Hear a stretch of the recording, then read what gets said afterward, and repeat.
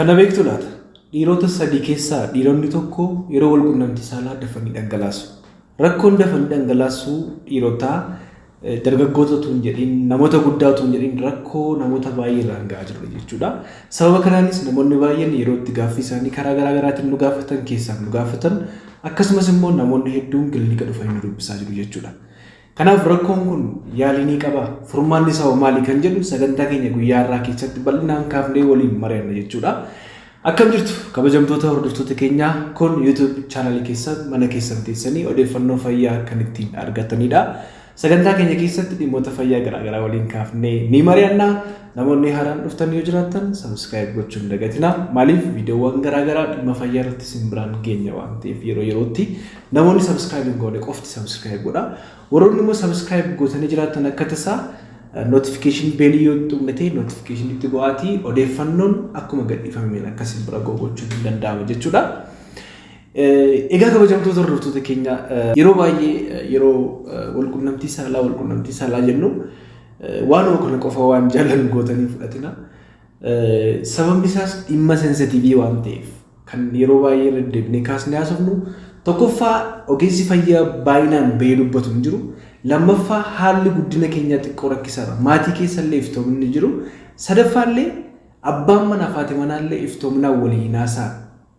Inni kan biraa rakkoo baay'ee hiikaa gaa'ela namoota baay'eetiif akkasumas waldhabbii akkasumas dhiiraaf dhalaan chiitu walirra gochuudhaaf kan geessu keessaa tokko kan jaallattanis jibbitanis abbaan manaa fi manaan tokko miira isaaniitti gammadan addunyaa kanarra jiru keessaa tokko walquunnamtii saalaati.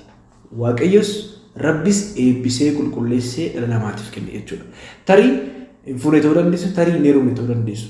Gara fuulduraatti umurii keessan guutummaa bara jireenya keessan guutummaa waan sin biraa namne waan ta'eef odeeffannoo fayyaa isiniif dhiyeessinu amma xumuraatti nu hordofuun baay'ee barbaachisaadha. Biyyoota baay'ee keessatti seeks teeraappistiin jira yookiin immoo yaalii walquunnamtii saalaa yookiin immoo fayyaa walquunnamtii saalaa gorsaa fi yaalii kan kennan namoonni baay'een jiru. Biyya keenya keessatti baay'inaan hin baratan. Sababa kanaaf ogeessonni fayyaa dhimmoota dubbisne, dhimmoota qoranne, dhimmoota beeknu yeroo dubbannu bifa kanaan akkasii fudhatan jechuun barbaada. Egaa kabajamtoota hordoftoota keenyaa erga kana jennee booda sagantaa keenya guyyaa irraatiin kan walii ilaallu keessaa tokko rakkoo dafanii dhangalaasuu dhiirotaati. Sagantaa keenya kanaan dura keessatti baay'een keessan tarii dubbistanitti yookiin immoo viidiyoo salaaltanitti jedhee yaada. Bal'inaan maal akka ta'ee fi rakkoowwan baay'inaan mul'atan kaasnee haasa'aa turreerra. Sagantaa keenya irraa immoo kan adda godhu yaaliin isaa maal fakkaata kan jedhu irra caalaa irratti xiyyeeffanna. Gabaabadhumatti rakkoon dafanii dhangalaasuu maal akka ta'e haayilaayitii erga ilaallee booda yaalii isaa irratti xiyyeeffanne jechuu barbaanna jechuudha. Rakkoo biraa keessatti hin galle utuu gara hiikaa gaa'elaan gahin utuu haadha manaa keessan chiitiin hin godhin utuu abbaa manaa keessan chiitiin hin godhin akkasumas immoo utuu waliin dhabin rakkoo kana furuun ni danda'a. Sababa kanaaf hanga xumuraatti nu hordofaa ni jenna. Egaa kabajamtoota hordoftoota keenya akkuma jalqaba irratti kaafne dhiirri tokko fedhii keessa yommuu seenu miirri isaa ni ka'a. Yeroo qaamni isaa ka'utti immoo dubartii wajjin yommuu wal quunnamtii saalaa godhu fedhiin isaa sun baay'ee yommuu ol kaatutti dhangala'aan sanyii dhiiraa yookiin immoo ispermiin dhangalaasa jechuudha. Kana jechuun dhiirri tokko erga miira keessa galee miirri isaa ol ka'aa ta'e booda sanyii dhiiraa dhangalaasa baay'een keessan akka beektanii erga dhangalaasee booda fedhiin isaa ni hir'ata. Isa booda xiqqoo erga ture booda immoo fedhiin isaa dabaluu danda'a jechuudha. Sababa garaa garaarraan kan ka'e akkuma jalqaba irratti ibsuudhaaf kaafne addunyaa kanarraatti namoota sadii keessaa namoonni tokko rakkoo dafanii dhangalaasuu dhiirotaadhaan miidhamaniiru jechuudha. Mee dafanii dhangalaasuu jechuun maal jechuudha? Definishiniin garaa garaa jiraatus dhiirri tokko dafee dhangalaase namni tokko dafee kan dhangalaase kan jennu wantoonni garaa garaa ibsi bal'aan kaa'aniiru. Kana jechuun fedhii ishee utuu hin gammachiisin akkasumas immoo yeroo gabaabaa gidduutti dhangalaasu jechuudha. Baay'inaan definishiniin baay'inaan fayyadamnu keessaa tokko dhiirri tokko yeroo wal quunnamtii saalaa daqiiqaa tokko gaditti yoo dhangalaase kan jedhu jira. Sekondii 30 gadis kan jedhu jira. Moor garuu daqiiqaa tokko gaditti kan dhangalaasu yoo ta'e rakkoo dafanii dhangalaasuu dhiirotaa ta'a jechuudha. Kana jechuun qaamni isaa qaama dubartii keessa yookiin immoo qaama saalaa dubartii keessa erga seene akkuma seene booda daqiiqaa tokko gaditti isinitti meeraa sekondii 30 kan jedhu jira. Sekondii 15 gaditti kan jedhu jira. Kan dhangalaasu yoo ta'e rakkoo dafanii dhangalaasuu dhiirotaa jedhama jechuudha. Akka addunyaatti baay'inaan averejii kan jiru daqiiqaa 4 hanga 10 gidduu yookiin immoo averejiidhaan daqiiqaa 5.5 jedha dhiirri tokko addunyaa irratti dhiirota baay'ee qorannoon gaggeeffameerti averejiidhaan kan daqiiqaa tokko dhangalaasu jira, kan sekondii 30 dhangalaasu jira, kan daqiiqaa 10 dhangalaasu jira, kan daqiiqaa 5 dhangalaasu jira. Garuu kan daqiiqaa 20 dhangalaasu jira. Average isaa bee daqiiqaa 5.5 jedhama. Kanaaf rakkoon dafanii dhangalaasuu dhiirotaa kan jennu kanaa gaditti yoo dhangaleedha. Keesseen yeroo baay'ee isin dhiyeessuu danda'a. Fakkeenyaaf sadii isiniif kaasa. Namicha waggaa 58 maqaa isaan kaafnu biyya keessa miti. Kees Vigneet irraa arganneetti kan isin dhiyeessaa jirru. Namni waggaa 58 kun dubartoota lama fuudhee mana yaalaa dhufe. Dubartii isheen jalqabaa fuudhee wal dhabanii gargar ba'anii kani. Isheen lammaffaa kun garuu baay'ee hubattiin baay'ee understand gootiin mana yaalaa fidee dhufte. Rakkoon isaa maali? Yeroo hundumaa sekondii 15 gaditti kan dhangalaasu. Qaamni saalaasaa erga keessa seenee sekondii 10 sekondii 7tti dhangalaasa. Rakkoon kun rakkoo dhiirota baay'ee. Namoonni baay'een rakkoo akkasii qabu. Namoota hedduu argeera. Namichi kun haati manaasaa kun baay'ee hubattiin amma kana keessa mun jajjabeessiti ati cimaadha ati jabaadha ittiin jetti. Gara xumuraa irratti rooliin haadhi manaa dhimma kana irratti qabdu kaasnee haasoo dandeenya. Mana yaalaa dhufee wantoota garaagaraa gochuuf jaaleera. Wantoota gorsa garaagaraa kennaman gorsonni garaagaraa maal gochuu akka qabu wantoota dhumarratti isiniin kaasa wantoota godhamuu qaban dursanii kan hundumaa godhee dadhabee dhufe mana yaalaa. Isa booda yaaliin kennameeraaf nama kana keeziin jalqabaa kanadha. Keeziin biraa dargaggeessa waggaa 30ti maskulaariidha. Baay'ee maashaa qaba qaama qaba. Yeroo baay'ee namoonni ispoortii hojjetan yookiin immoo qaama qaban wal quunnamtii saalaa irratti jaboodha. Maaliif maashaan naannoo qaama saalaa jiru sin jabaataaf waan ta'eef jechuudha. Namni kun beekamaadha. Dubartoota baay'ee wajjin wal quunnamtii saalaa godheera. Baay'ee ture. Yeroo isin jedhutti wal quunnamtii saalaa irra baay'ee ture. Daqiiqaa 10, daqiiqaa 5, daqiiqaa 20 dhangalaasa ture. Garuu dubartii tokko yookiin haadha manaa sammuu kun immoo jaalallee baafatee erga jaalallee baafatee booda garuu yeroo dheeraadhaaf sekondii 30 gaditti dhangalaasa ture. Baay'ee ishee jaallata. Baay'ee jaallata. Sababa kanarraan sekondii 30 gaditti dhangalaasa baay'ee itti cimeennaan mana yaalaa dhufe jechuudha. Hubadhaa jalqaba akkas ture. Keezii kana kanan kaasaa jiruu fi booda irratti kaafnee akka irratti haasofnu dhufe. Rakkoo kana akka wal fakkaatan kan qaban immoo jiru. Baay'eedha. Dhiironni tokko immoo qaamni saalaa isaanii keessa seenii kan dhangalaasan jiru. Qaamni saalaa isaanii kan dubartii keessa seenii dhangalaasan jiru jechuudha. Gabaabsinee highlight daqiiqaa muraasatti rakkoo kana maaltu namatti fida? Dhiirri tokko kan dafee dhangalaasuuf maaliif? Kan jedhu kaafnee erga ilaallee booda gara yaalii isaatti seennu yookiin immoo maal gochuu akka qabdu itti kaasnee bal'inaan haasofna jechuudha. Nama ta'e mana yaalaa dhufe. Haadha manaa isaatti hin gammadu. Maal jennaan daqiiqaa 20 dhangalaasaa. Daqiiqaa 20 kan isaa hin beeku waan ta'eef dhufe mana yaalaa. Haati manaan kun yeroo hundumaatu fedhii kun gammachiisni dhangalaasan naan jetti. Daqiiqaa 20 dhangalaasaa. Jedhee dhufe. Ogeessi fayyaa sun maalitti hin jedhaa? Normaalii dhiirri tokko kan dhangalaasu daqiiqaa meeqatti akka ta'e beektaa jedheetti. Daqiiqaa 5.5 yookiin immoo daqiiqaa 5tti himnaan irrifata. Kun tasumaa ta'uu hin danda'u. Maaliif kan isaa daqiiqaa 20tti waan ta'eef daqiiqaa 20tti dhangalaasa waan ta'eef. Hiriyyaasaa gaafannaan hiriyyaasaa maal jedhaan daqiiqaa 30 hanga 40tti dhangalaasa jedhee waan itti himeef ani dafee dhangalaasa jedhee mana yaalaa kan dhufe jechuudha. Rakkoon rakkina isaaniiti baay'ee. Rakkoon probably rakkoon dubartii sanaati kan ta'e. Akkuma kana immoo rakkoon dafanii dhangalaasuu kun yookiin dafanii fixachuu kun dhiira qofaa osoo hin taane dhalaallee ni ilaallata. Baay'inaan rakkoon kun dhiira irratti mul'atu malee dubartoonnis kan dafanii fixan yookiin immoo kan dafanii fedhiin isaanii irraan baanee jiru. Kana yeroo biraa kaafnee ilaaluu dandeenya. Barumsi irraa dhiira qofaa miti dubartiis waan ilaallatuuf maaliif abbaa manaa hiriyyaa qabaachuu dandeessu waan ta'eef jechuudha. Mee gabaabadhumatti akkuma jalqaba irra jennee rakkoowwan kunniin rakkoowwan yeroo dheeraaf namarra turan fi rakkoowwan yeroo gabaabaa gidduutti nama mudatan ta'uu danda'a. Dhiirri kamiyyuu rakkoon kun isa qunnamuu danda'a. Sababa garaagaraa yookiin immoo faaktarii garaagaraa kan keessa qunnamuu danda'a. Garuu maneejabil yookiin immoo yaaliin isaan ni jira jechuudha. Gabaabsee yoon dubbachuudhaaf yaade rakkoo kanaaf maaltu nama saaxila?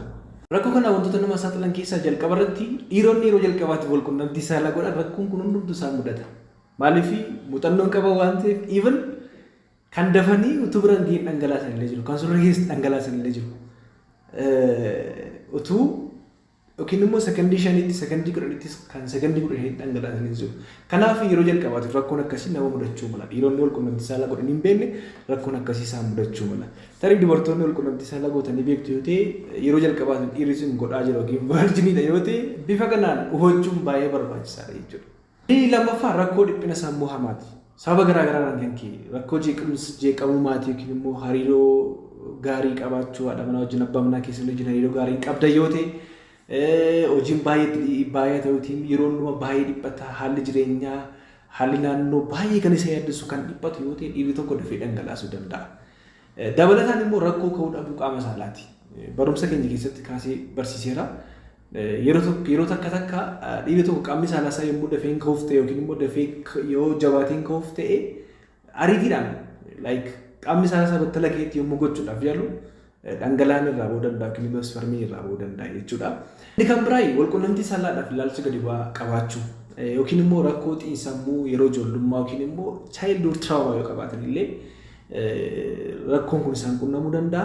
Dhiirri tokko yoo ofitti amanamummaa hin qabu ta'e confidence hin qabu yoo ta'e yookiin immoo fakkeenyaaf amma kaleessa yookiin taateen kaleessi ta'e sun amma sirra deebi'ee ta'uu danda'a. Kaleessa waan dafee irra dhangaleef yookiin kaleessa qaamni saalaa isa ka'uu waan dideef har'as rakkoon kun na mudachuu danda'a jedhee kan yaadaa itti deemu yoo ta'e confidence dhabaa yookiin immoo ofitti amanamummaa dhabaa gara sana deema yoo ta'e rakkoon kun isa mudachuu danda'a jechuudha. Kanaaf rakkoon akkasii especially more of rakkoowwan xiinsammuu yookiin psychology wajjin wal qabatan dhiphina sammuu jeequmsi yookiin immoo waliigaltee dhabuu haadha manaaf abbaa manaa ta'uu danda'a. Hirriba dhabuu hojii baay'ee namatti heddummachuu dadhabuu ta'uu danda'a. Kun inni kan biraan rakkoo hormooniiti. Especially rakkoowwan hormoonii taayiroodii fa'a.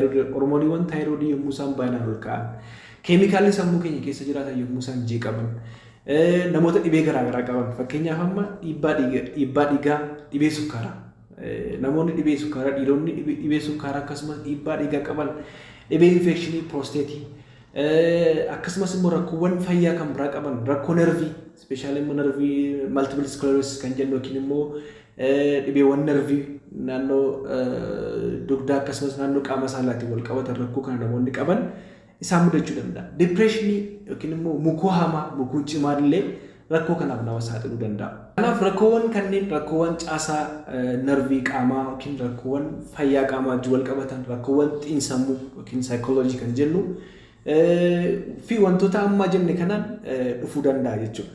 Kanaaf yaaliin isaa maal fakkaata kan jedhutti yeroo dabarru kanaan dura rakkoowwan saayikooloojikaalii akkamitti furuu dandeenya kan jedhu kaaseera. Haayilaayitilii akkamitti maal gochuu qabdu kan jedhu erga kaafnee booda gara tuqaawwan ijoo yaalii isaatti dabarra jechuudha. Jalqaba irratti namoonni dhiphina sammuu qabdan yookiin immoo dhiphina sammuu yoo qabaatan of tasgabbeessuudhaaf yaalu dhiphina sammuu sana maneej gochuudhaaf yaalu ogeessolii fayyaa xiinsammuu bira dhuftanii gorsa barbaachisaa ta'e fudhachuudha. Sodaa walqunnamtii saalaaf qabdan hir'isuu akkasumas immoo konfidensii cimaa yookiin immoo ofitti amanamummaa qabaachuun illee baay'ee barbaachisaadha. Sodaa tokko malee nan danda'a jettee yoo deemte maaliif seeksii jechuun keessuma seenuu duwwaa miti. Yaadarraa jalqaba. Inni ilaaltaa, inni argitaa, inni qaqqabdaa qaamni saalaatti seena. Kanaaf seeksii jechuun asirraa jalqaba jechuudha. Kanaaf dhiirri tokko konfidensii ofitti qabaachuu qaba. Inni dabalataa taateen kaleessa ta'e har'a ta'uu danda'a jettee yaadurra taateewwan kaleessa ta'e irraanfachuudhaan sararratti xiyyeeffattee hojjechuunis baay'ee barbaachisaadha. Akkuma jenne mukuu hamaa dhiphina hamaa yoo jiraate maneej gochuudhaaf yaaluun gaariidha. Dabalataan rakkoowwan garaagaraa rakkoowwan fayyaa gara kana yookiin immoo rakkoowwan fayyaa dhufin dura hariiroon fakkeenyaaf haadha manaa keessanii wajjin hariiroo gaarii qabaachuu abbaa manaa wajjin hariiroo gaarii qabaachuu waliigaltii qabaachuu bolloluu dhiisuu waliigaluun illee waan tokko maaliif hariiroon gaarii shakkiin gaa'ela keessan jiraata yoo ta'e more of confidence dhabaa deema namni tokko dhiphina sammuun isaanii dhiphata jeeqamuu danda'a maatiin jeeqamuu danda'a rakkoo kanaaf saaxilamuu danda'u jechuudha. Fi rakkoowwan kanneen kaafne maneej gochuudhaaf yaaluudha. Inni kan biraan yoo danda'ame wanti gochuu dandeessan immoo gara wantoota gochuu qabna itti yommuu deemnu kan biraa tokko xiyyeeffannoo keessa waan biraarra gochuufa. More of baay'ee miira hamaa keessa galtanii gootu yoo ta'e walqunnamtii saalaa gootu yoo ta'e daftarii dhangalaasuu dandeessu. Yaada keessa waan biraarra gochuu. Yeroo isin jedhutti akkamitti waan biraa yaadna jechuu dandeessu garuu distract gochuudhaaf yaaluun yookiin immoo yaada keessa waan biraarra gochuudhaaf yaaluunis baay'ee gaariidha. Kunis nama gargaara. Inni kan biraan xiyyeeffannoo keessan tolchuu ofitti amanamummaa konfidensii qabaachuu akkuma jalqabarra yaadne hirriba dhabuu yoo jiraate ofitti amanamummaa qabda yoo ta'e ofitti amanamummaa keessan cimsuu jabeessuun baay'ee barbaachisaadha. Mee practically maal gochuu qabdu kan jedhutti immoo yommuu deemnu baay'ee exercise gochuun baay'ee gaariidha. Sochii qaamaa hojjechuun baay'ee gaariidha. Sochii qaamaa namoonni sochii qaamaa hojjetan rakkoo kana baay'inaan saaxilaman jechuudha. Kanaaf easily manage gochuu danda'u. Namoota kana irraa illee compare goone yommuu ilaalu jechuudha. Sochii qaamaa keessaa tokko maashaawwan naannoo qaama saalaa jiran kottoofachiisuu diriirsuu akka isaan jabaatan gochuu. Kana jechuun maal jechuudha? Maashaawwan naannoo hudduudhaa fi naannoo qaama saalaa jiran akka isaan jabaatan gochuu jechuudha. Akkamitti hojjetama yoo ta'an teessaniis hojjechuu dandeessu, ciistaniis hojjechuu dandeessu. Kun immoo akkamitti hojjetama? Fakkeenyaaf utuu funcaa jirtanii namni tokko utuu namni wayis mitti dhufee maal gootu funcaa sana addaan kuttu miti. Yeroo addaan kuttan sanatti maashaan kontiraakt godhu yookiin immoo hin kottoonfata. Maashaan naannoo qaama saalaa fudduu jiru jechuudha. Akkasumas sagaraa fakkeenyaaf amma sagaraa ittanaa jirtu, sagaraa hagaa jirtu gidduutti addaan kuttu. Amma fakkeenyaaf addaan kuttu amma hojjechaa jedhama. Kanama funcaarutti funcaa adda qabe gaddisi. Kana guyyaatti yeroo 15-20 irra deemnee yoo hojjenne gaariidha maashaa naannoo sana jabeessuu danda'a jechuudha. Tooftaa kana fayyadamuunis gaariidha. Dabalataan namoonni baay'een maal fayyadamu sitti fakkaate wantoota namoonni baay'een fayyadaman keessaa tokko kondomii ispeeshaalii kondomii furdaa ta'e. Kondomiiwwan amma yeroo ammaa ba'aa jiran baay'een isaanii kan siisii ta'anii haphii ta'anii kan nama baay'ee si'eessan jiru. Isaan kana osoo hin taane kondomiiwwan furdaa kan sensitiiv hin taane jira. Isaaniin fayyadamuun ni tursa, ejaakuleeshinii tursuu danda'a. Namoonni kana godhanis jiru. Dabalataan gara yaalii isaa kan biraatti yoo dhufne immoo an kana godhaa jedhee rikamandu isiniin gochaa jiru, akkas godhaa isiniin jechaa jiru. Garuu namoonni baay'een namoonni hedduun maal fayyadamu isinitti fakkaate sa'aatii tokko yookiin sa'aatii lama dura fakkeenyaaf amma sin gorsaan jedhu garuu isin fayyadamuu dandeessu.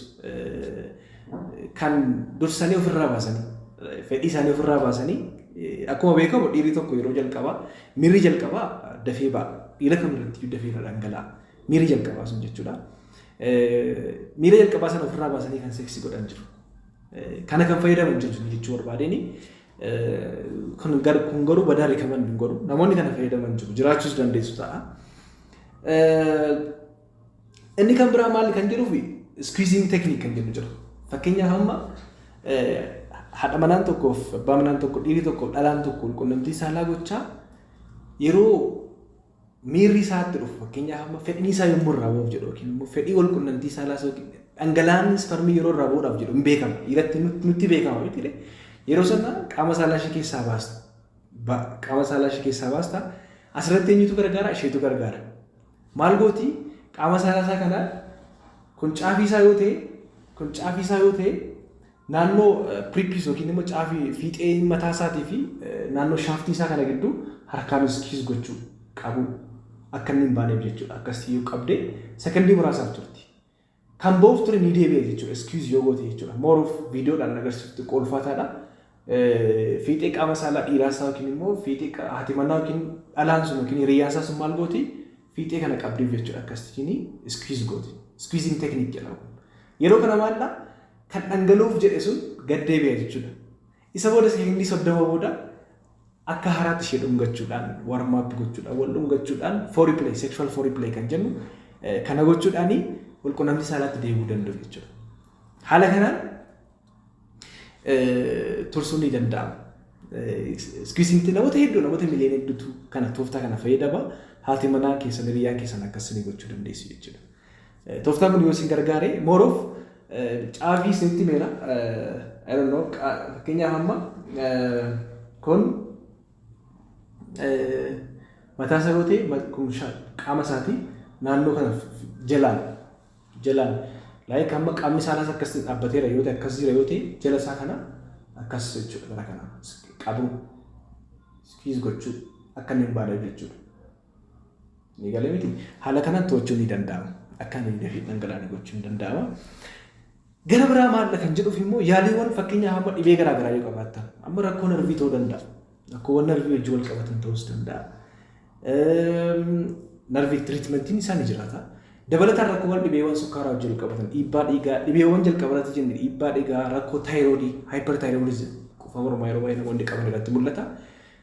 Rakkoo keemikaalii sammuu keessaa dabaluu yookiin irratti yoo ta'e illee yaaliin isaanii jira waan ta'eef yaalii kana ogeessa fayyaa dhufanii mariisuun argachuu ni danda'ama. Tooftaawwan baay'een jiru. Tooftaawwan garaagaraa namoonni baay'een kaasan jiru. Tooftaawwan namoonni baay'een fayyadaman keessaa kana.